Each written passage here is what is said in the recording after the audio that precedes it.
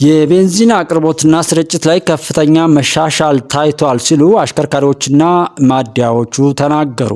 ውጤቱ በጠንካራ ክትትልና ቁጥጥር የተመዘገበ ስለሆነ ተጠናክሮ ይቀጥላል ሲል የከተማው ንግድና ገበያ ልማት መምሪያም ገልጧል።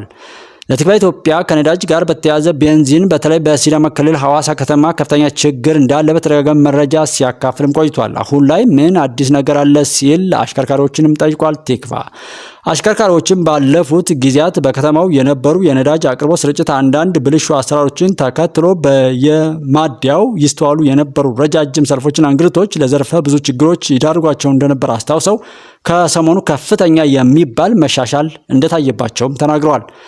ከዚህ ቀደም በማደያዎች ተሰልፎ የማደርና ቀኑን ሙሉ ውሎ ሳይቀዱም የመመለስ ሁኔታዎች እንደነበር ገልጠዋል። የቤንዚን ሰልፍ የከተማዋ ሁለንተናዊ ቀውስ እስከሚመስል ድረስ ተቸግረው እንደነበር አስታውሰው በአሁኑ ወቅት በማደያዎች ሰልፍ አለመኖራቸውንና በጥቂት ደቂቃዎች ውስጥ እየተስተናገዱ መሆኑን ገልጠዋል። ቲክቫ ኢትዮጵያ ያነጋገራቸው በሐዋሳ ከተማ የሚገኙ ማደያዎች ከነዳጅ አቅርቦት አንዳንድ ማደያዎችን ከቁጥጥር ውጭ ማድረግ እንዲሁም አልፎም ከንግድና ገበያ ልማት ባለሙያዎች ጋር በተያያዘ በተወሰኑ ማደያዎች ላይ የነበሩ ጫናዎች መቀነሳቸውን ተከትሎ ከፍተኛ መረጋጋት ተፈጥሯል ብለዋል። የሐዋሳ ከተማ አስተዳደር ምክትል ከንቲባና የንግድ ገበያና ልማት መምሪያ ኃላፊ አቶ አጋና ኔቶ በበኩላቸው በከተማው ከዚህ ቀደም የፍላጎትና የአቅርቦት አለመመጣጠን፣ የስርጭትና የቁጥጥር ችግሮች ይስተዋሉ እንደነበር አስታውሰው የነበሩ ብልሹ አሰራሮችን ለመቅረብ በተሰሩ ተከታታይ ስራዎችና በተወሰዱ ጠንካራ እርምጃዎች ከፍተኛ መሻሻሎች መታየታቸውን ገልጠዋል። ከነዳጅና ኢነርጂ ባለስልጣን እንዲሁም ከኢትዮጵያ ነዳጅ አቅራቢ ድርጅቶች ጋር ከአቅርቦት ጋር ተያይዞ ውይይቶችን ማድረጋቸውን ገልጠው በቀጣይም የተጀመሩ አበረታች ውጤቶችን አጠናክሮ ለማስቀጠል ከተማ አስተዳደሩ በትኩረት ይሰራል ሲሉ ለቲክቫህ ኢትዮጵያ ተናግሯል ተብሏል።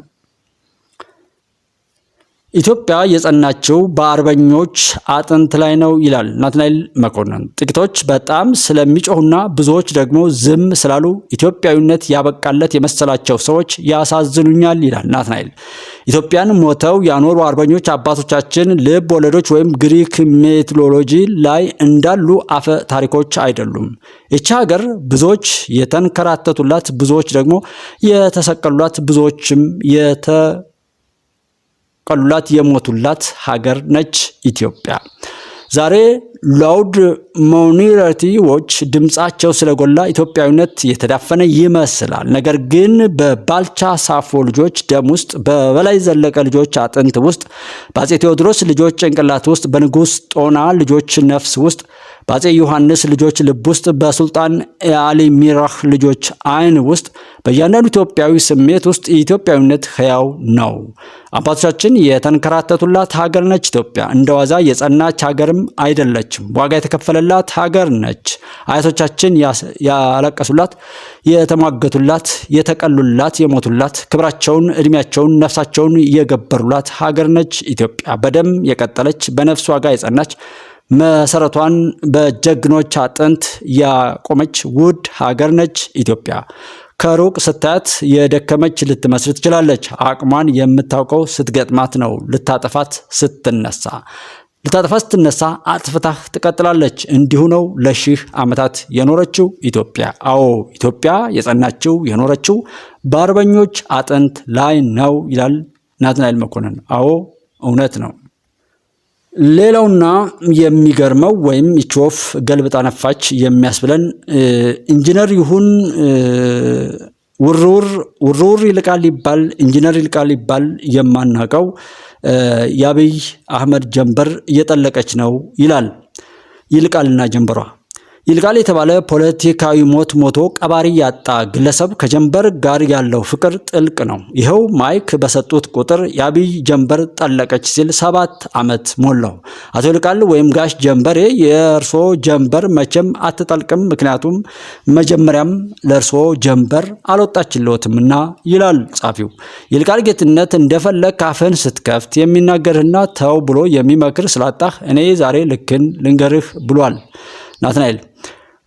ሰው ስልጣን ይዞ ገንዘብ መዘበረ ሲባል እናውቃለን። አንተ እኮ ከሰማያዊ ፓርቲ ገንዘብ መዝበረ ነው የተባረርከው። ስልጣን እስክትይዝ ራሱ አላስቻለህም። ከተቃዋሚ ፓርቲ ስልጣን በሙስና የተባረረ መጀመሪያው ኢትዮጵያዊ መሆኑን እያወቅን እንደ መጽሐፍ ገላጭ በነጋ በጠባ ጀንበር ጀንበር አትበልብን። አንዳንድ ሰው ፖለቲካዊ ማረጥ ይገጥመዋል። ኢንጂነር ይልቃል ግን የፖለቲካዊ መካንነት ነው የገጠመው። ለፖለቲካ አልተፈጠርክም። የረባ ድርጅት መርተህም አታቅም። ደህና መጽሐፍ ጽፈህ አታቅም። ሰው አይወድም። የቤተሰብንም እንጃ። ፖለቲከኛ ደግሞ ሰው ካልተከተለው ለፖለቲካ አልተፈጠረም ማለት ነው። በዚህ ምክንያት ጥልቅ ወይም ዲፕሬሽን ውስጥ ነው ያለው።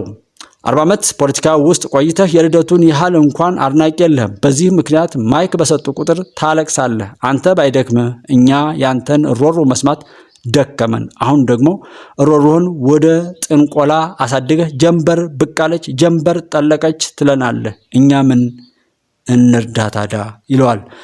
ይህና መሰል ቅዠት ውስጥ ያሉ ሰዎች ከቅዠታችሁ ንቁ። ኢትዮጵያ ትቀጥላለች። ተወደደም ተጠላም ኢትዮጵያ የምትቀጥለው የግለሰቦችን እድሜና ይሁንታ መሰረት አድርጋ አይደለም፣ ያውም የፉኝት ልጆችን ማለት ነው። ለእውነት የቆሙላት ዋጋ የከፈሉላት ብዙ ጀግኖች አሏት ኢትዮጵያ። ሰው ጀግና ሆኖ ከጀግኖች ጋር ቆሞ ሀገር በማሻገር ታሪክን በብርሃን መጻፍ ያ ነው ሰልፉ እንጂ የፉኝት ልጅ ሆኖ በእብደትና በባንዳነት በየሄዱበት የውርደት ሞትን እየሞቱ መኖር አይደለም እንላለን። እኛም ወደሚቀጥለው እንለፍ። የውጭ ጉዳይ ሚኒስትሩ ከኤርትራ ጋር የቃላት ጦርነት ውስጥ አልገባንም አሉ። በኤርትራ በኩል ትንኮሳ ቢኖርም የኢትዮጵያ መንግስት ከሀገሪቱ ጋር የቃላት ጦርነት ውስጥ አልገባም ሲሉ የውጭ ጉዳይ ሚኒስትሩ ዶክተር ጌዲዮን ጢሞቴዎስ ናቸው የተናገሩት። ኢትዮጵያ ስትራቴጂክ የሆኑ የሀገራዊ ጥቅም ጉዳዮች ስታነሳ ትኩሳታቸው የሚጨምሩ ሀገራት አሉ ያሉት ሚኒስትሩ መንግስት በእነዚህ ጉዳዮች ላይ ያለው አቋም አይዛነፍም ሲሉ ለፓርላማ አባላት ገልጠዋል። ውጭ ጉዳይ ሚኒስትሩ ይህንን ያሉት ከፓርላማ አባላት በቃል ለቀረቡላቸው ጥያቄዎች ዛሬ ሐሙስ ግንቦት 28 ቀን 2017 ዓ.ም በህዝብ ተወካዮች ምክር ቤት ተገኝተው ምላሽ በሰጡበት ወቅት ነው። ጥያቄ ካቀረቡ አንዱ የሆኑት የአብኑ የፓርላማ ተወካይ ዶክተር ደሳለኝ ጫኔ የኢትዮጵያና ኤርትራ ወቅታዊ ሁኔታን አንስተዋል።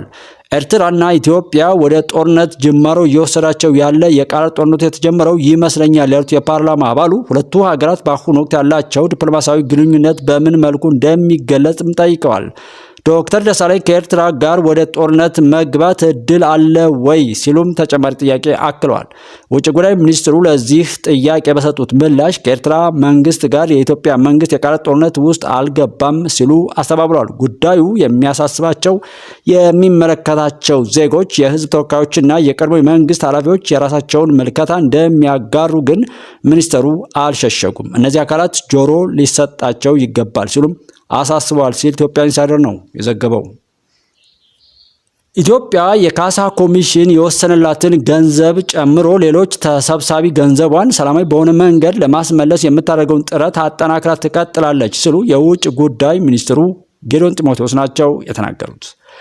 ሚኒስትሩ ከየትኛው ጎረቤት ሀገራት ጋር እንደሆነ ግን በስም አልጠቀሱም። የውጭ ጉዳይ ሚኒስትሩ ዶክተር ጌዲዮን ጢሞቴዎስ ይህንን የተናገሩት ዛሬ ከፓርላማ አባላቱ ለቀረበላቸው ጥያቄዎች ምላሽ በሰጡበት ወቅት ነው ተብሏል። የህዝብ እንደራሴዎች ምክር ቤት አባል የሆኑት አቶ እሸቱ ገብረ ማርያም የኢትዮጵያ አየር መንገድ ወደ ኤርትራ ይበር ነበር፣ አሁን ግን እንደተቋረጠ እየሰማን ነው። የአየር መንገዱ ሀብትም ጭምር እንደተወሰደ ይነገራል። ይህንን በዲፕሎማሲ እንዲፈታ ምን አቅጣጫ ተይዞ እየተሰራ እንደሆነ ማብራሪያ ቢሰጠን ሲሉ ሚኒስትሩን ጠይቀዋል። ለጥያቄው ምላሽ የሰጡት የውጭ ጉዳይ ሚኒስትሩ ጌዲዮን ጢሞቴዎስ የዓለም አቀፍ አቪዬሽን ድርጅት የሚያወጣው ደረጃ አለው። በዚህም የተለያዩ የአየር መንገዶችን ሀብት አፍነው ይዘው አላስወጣ ያሉ ሀገራት እነማን ናቸው ብሎ በዓመቱ በሚያወጣው ሪፖርት ውስጥ በቀዳሚነት የሚሰለፉት አንዳንድ ጎረቤቶቻችን ናቸው ብለዋል።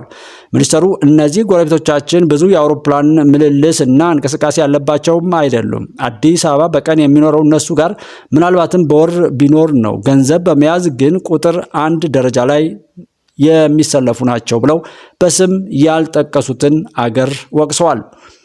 ይህን ጉዳይ የሚከታተል ዓለም አቀፍ ድርጅትና ስምምነት አለ ያሉት ሚኒስትሩ ነገር ግን በስም ያልጠቀሱትና ጎረቤት ሲሉ የጠቀሱት ሀገር ያለው መንግስት ጋር ይህን አክብሮ የመስራት ጉለት አለበት ሲሉም ነው የተናገሩት። እኛ ግን በእነዚህ ተቋማትና አሰራሮች መሰረት ንብረታችንና ገንዘባችንን ለማስመለስ የምናደርገው ጥረት እንቀጥላለን ብለዋል።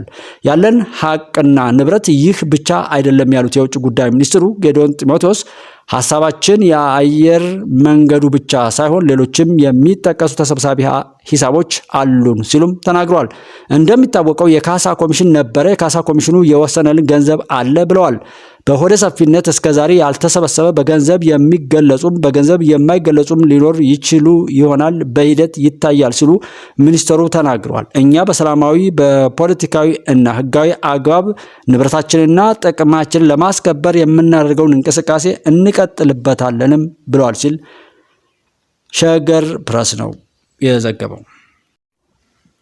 በኢትዮጵያ 11 አዳዲስ ሰዎች ላይ የዝንጀሮ ፍንጣጣ መገኘቱን የጤና ሚኒስቴር አስታወቀ። የዝንጀሮ ፍንጣጣ የኤምፖክስ በኢትዮጵያ መግባቱ ከተነገረበት ከግንቦት 17 አንስቶ እስካሁን ለ40 ሰዎች ምርመራ ተደርጎ በ17 ሰዎች ላይ በሽታው መገኘቱን የጤና ሚኒስቴር አስታውቋል። በበሽታው የአንድ ሰው ህይወት ያለፈ ሲሆን አንድ ሰው ደግሞ ከዝንጀሮ ፈንጣጣ በሽታም አገግሟል።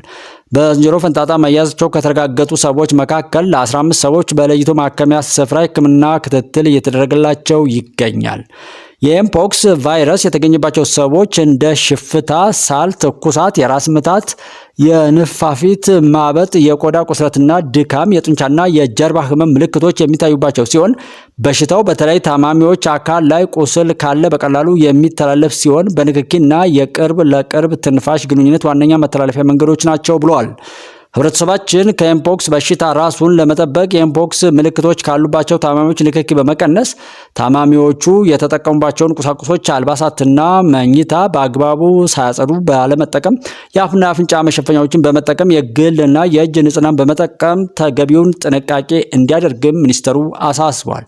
የኤምፖክስ ምልክቶች የሚያሳይ ማንኛውም ሰው በሚገኝበት ጊዜ በአቅራቢያ ወደሚገኝ የጤና ተቋም ሪፖርት በማድረግ እንዲሁም በ952 እና በ8335 ነፃ የስልክ መስመር የምክርና መረጃ አገልግሎት ማግኘት እንደሚቻልም ገልጧል። ጤና ሚኒስቴር በደብረ ማርቆስ ከተማ ከ4000 በላይ ሰዎች በወባ በሽታ መያዛቸው ተነገረ። ባለፉት ወራት በጤና ተቋማት እየተሰጡ ያሉትን አገልግሎቶች ዝርዝር ተግባራትን በተመለከተ የደብረ ማርቆስ ከተማ አስተዳደር ጤና መምሪያ ኃላፊ አቶ ሀብታሙ ወርቁ ማብራሪያ ሰጥተዋል። የእናቶችና ህጻናት የጤና አገልግሎት አሰጣጥ ባለፉት ወራት በእቅድ ከተያዘው የቅድመ ወሊድ 87% በላይ የሚሆኑ እናቶችን ክትትል መደረጉንና በእርግዝና ወቅት የሚደረገው ሁሉንም የላቦራቶሪ ምርመራዎችን በማድረግና የእናትና ልጅን ጤና መጠበቅ መቻሉን የመምሪያ ኃላፊው ተናግሯል።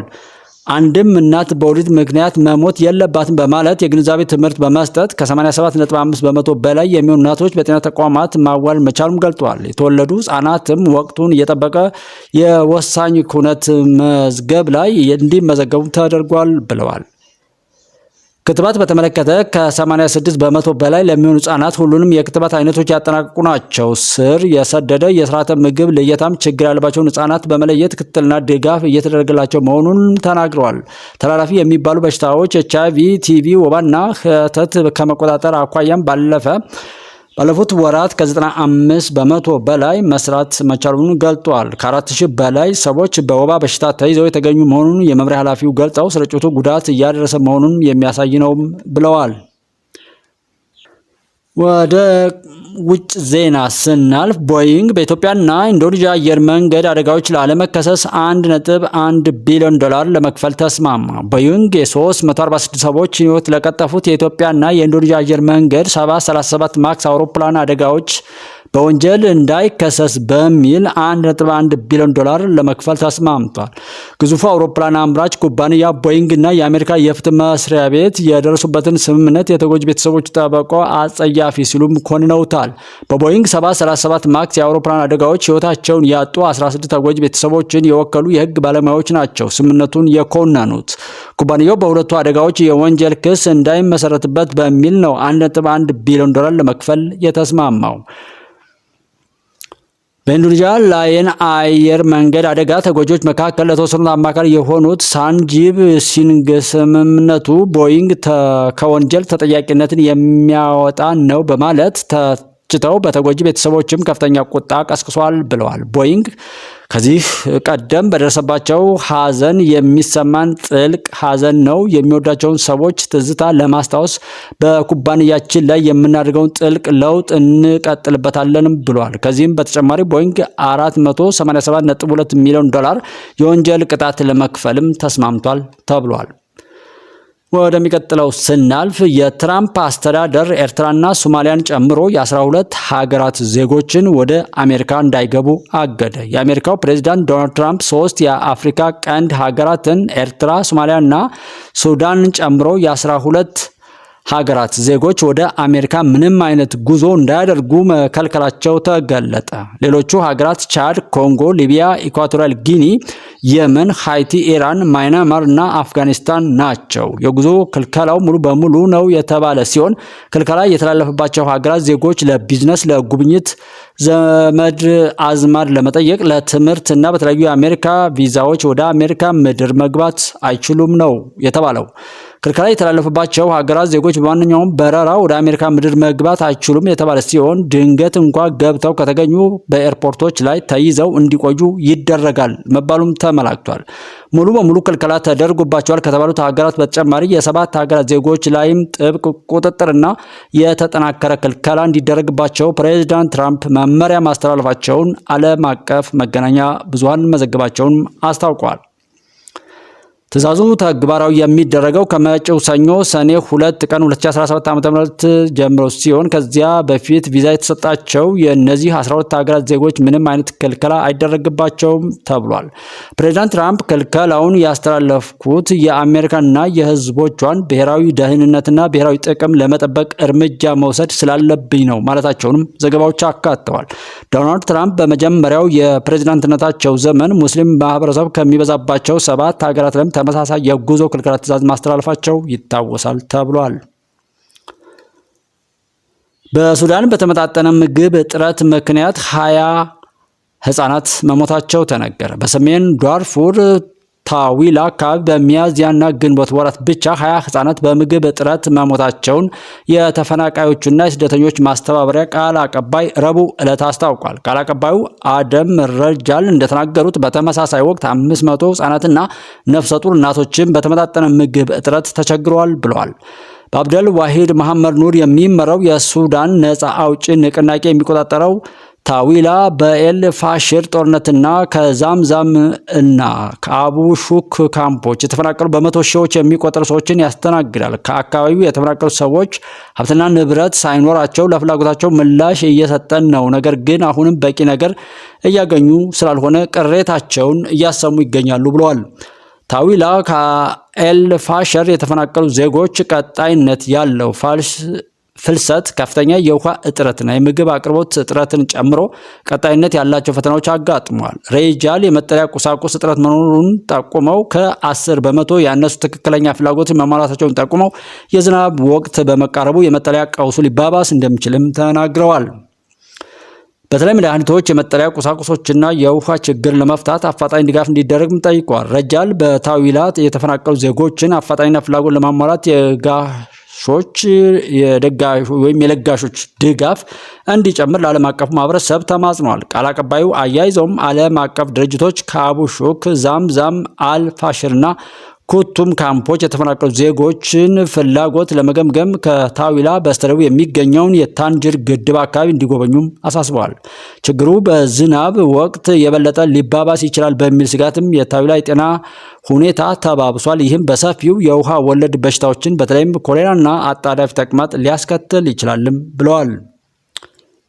ሐማስ የተባበሩት መንግስታት ድርጅት በጋዛ የተኩስ አቁም ላይ ያወጣውን ውሳኔ ውድቅ በማድረጉ አሜሪካን ወቀሰ። የውሳኔ ሐሳቡ 14.1 የሆነ ድጋፍ ድምፅ 14 ለ1 የሆነ የድጋፍ ድምፅ ቢያገኝም ብቸኛ የውሳኔ ተቋም የሆነችው አሜሪካ ድምፅን በድምፅ የመሻር መብቷን በመጠቀም ውድቅ አድርገዋለች። የፍጻሜ ቡድኑ ዩናይትድ ስቴትስ የተባበሩት መንግስታት የጸጥታው ምክር ቤት በጋዛ አፋጣኝና ዘላቂ የሆነ የተኩስ አቁም እንዲመጣ የሚጠይቀውን ውሳኔ በመቃወም የሰጠችውን ድምፅ ዋሽንግተን ለእስራኤል ያላትን ጭፍን እድል ወይም አድልዎ የሚያሳይ ምልክት ነው ሲል አውግዞታል። በጸጥታው ምክር ቤት ውስጥ ካሉት 15 ሀገራት 14 ውሳኔውን ቢደግፉም የዩኤስ አስተዳደር የመላው ዓለምን ፍላጎት በመቃወም የሰጠውን ውሳኔ አጥብቀን እናወግዛለን ሲልም ሐማስ ተደምጧል። ይህ የእብሪት አቋም አቋም ለዓለም አቀፍ ሕግ ያለውን ንቀትና የፍልስጤም ደም መፋሰስን ለማስቆም የሚደረገውን ማንኛውንም ዓለም አቀፍ ጥረት ሙሉ በሙሉ ውድቅ ለማድረግ ያለውን ፍላጎት ያሳያል ሲል ሐማስ ተደምጧል። ሐማስ አክሎም ይህ እርምጃ የእስራኤል ጠቅላይ ሚኒስትር ቤንያሚን ኔታንያሁ በንጹሐን ዜጎች ላይ እያካሄዱ ያለውን ጭካኔ የተሞላበት የዘር ማጥፋት ጦርነት እንዲቀጥል አረንጓዴ ብርሃን ወይም መብራት ሰጥቷል ብሏል።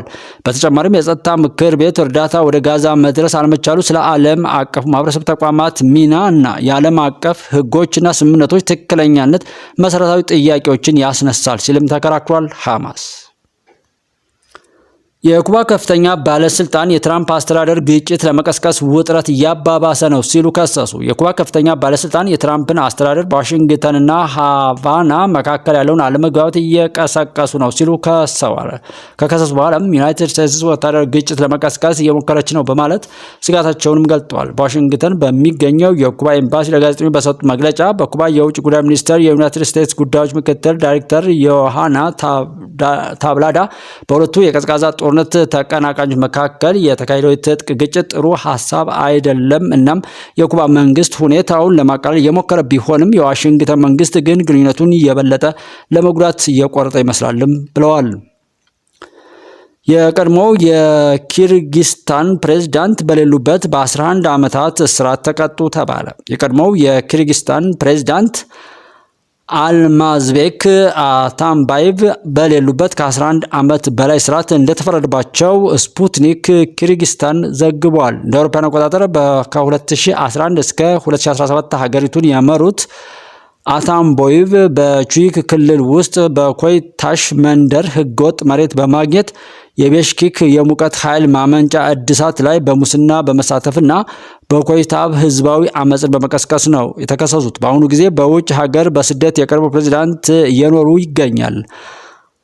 አታምባይቭ በመጀመሪያ በኮይታሽ በሚገኘው መኖሪያ ቤታቸው ላይ በተደረገ የፖሊስ ወረራ በ2019 ለእስር በቅተዋል። በሰኔ 2020 11 ዓመት ከ2000 ወይም ከ2 ወር ማለት ነው እስራት ተፈርዶባቸዋል። ይሁን እንጂ በዚሁ ዓመት በህዳር ወር የኪርጊስታን ጠቅላይ ፍርድ ቤት የእስር ፍርድ ቤት ውሳኔን በመሻር በድጋሚ እንዲታይ ማዟል። በዚህ ወቅት ፕሬዝዳንቱ ከሀገርም ሸሽቷል ተብሏል። በመጨረሻም ዩናይትድ ኪንግደም ለጊዜው ከትራምፕ የ50 በመቶ የብረት ታሪፍ ተረፈች። ዩናይትድ ኪንግደም ከ25 ወደ 50 በመቶ የብረታ ብረትና የአሉሚኒየም ታሪፍ በእጥፍ እንዲጨምር ከአሜሪካው ፕሬዝዳንት ዶናልድ ትራምፕ አስፈጻሚ ትዕዛዝ ለጊዜው ተርፋለች። በትራምፕ የተፈረመው ትዕዛዝ ከረቡዕ ጀምሮ ከሌሎች ሀገራት ለሚገዙ በአሜሪካ ላሉት ኩባንያዎች የማስመጣት ቀረጥ ይጨምራል። ነገር ግን ይህ ቀረጥ በእንግሊዝ 25 በመቶ ብቻ ሆኖ ይቀጥላል። ትዕዛዙ ባለፈው ወር በተፈረመው ዩናይትድ ኪንግደም እና የአሜሪካ ታሪፍ ስምምነት ላይ የሚመረኮዝ ሲሆን ይህም የብረትና የአሉሚኒየም ቀረጥ የሚቀንሰው ቢሆንም ስምምነቱና ገና ተግባራዊ አልሆነም። ይህም ማለት የዩናይትድ ኪንግደም ብረት ላኪዎች እስከዚያ ድረስ ባለው ታሪፍ ይስተናገዳሉ። ሆኖም ግን ስምምነቱ ከተደናቀፈ ከፍተኛውን የታሪፍ መጠን ሊጠብቃቸው ይችላል ተብሏል። የዩናይትድ ኪንግደም መንግስት የብሪታንያ ንግድና ስራዎችን ለመጠበቅ ቁርጠኛ ነኝ ቢልም ወግ አጥባቂዎች ትዕዛዙን ትኩስ የታሪፍ ውድቀት ብለውታል። የዩናይትድ ኪንግደም መንግስት ቃል አቀባይ አክለውም ታሪፍ የሚወገድበትን ስምምነታችንን ተግባራዊ ለማድረግ ከአሜሪካ ጋር መስራታችንን እንቀጥላለን በማለት ህጉ በጊዜው በፓርላማ የሚቀርበውን ስምምነቱ ተግባራዊ ያደርጋል ብለዋል። የተከበራችሁ የጉባለች ዩቲዩብ ቻናል ቤተሰቦች አብራችሁ ስለነበራችሁ እናመሰግናለን። ሰዓቱን ዜናም በዚሁ ጨርሰናል። ጉባለች ኢትዮጵያ ዩቲዩብ ቻናል ሰብስክራይብ፣ ላይክ እና ሼር በማድረግ ሁልጊዜም አብረን እንሁን። እውነትን ለመናገር አንድ አማራጭ አንድ መድረክ አድርገን ጉባለች ኢትዮጵያን እንጠቀም። ኢትዮጵያ በድል ትቀጥላለች። የሚያሸንፈው እውነት ነው። እውነትን ለመናገር እውነትን ለመኖር የምንችለውን ሁሉ ጥረት እናድርግ። እውነት ያሸንፋል። ኢትዮጵያ በድል ትቀጥላለች። መልካም ጊዜ